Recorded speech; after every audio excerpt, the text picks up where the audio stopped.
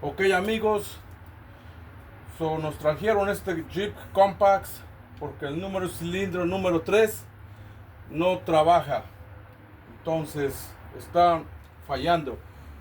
La cosa es que vamos a chequear qué es lo que pasa con el cilindro número 3 que está pasando. Entonces hay que chequearle primero el que sacar el la bobina, ok,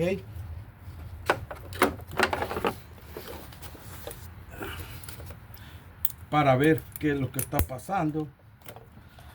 Y alguien le puso nuevas bobinas porque estos no son originales, pero está fallando. Entonces lo que voy a hacer, voy a chequear qué es lo que está fallando, si es la bujía o es la bobina. Entonces para eso tengo la herramienta para chequear la chispa. Entonces lo que voy a hacer es, vamos a arrancar el carro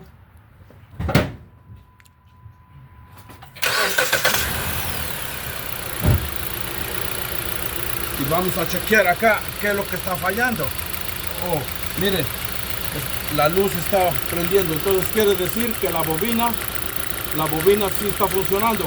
Entonces el problema será el spark plug o el cilindro adentro del motor.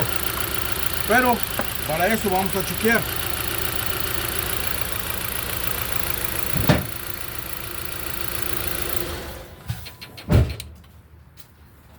Entonces vamos a abrir la bujía número 3 para ver qué es lo que está pasando. Yo que para mí solamente necesitará tune-out, pero vamos a ver cómo está funcionando. Y sí, miren, cada vez que ustedes vean todo esto, es donde está brincando la chispa. Por eso que este cilindro número 3 no está funcionando bien.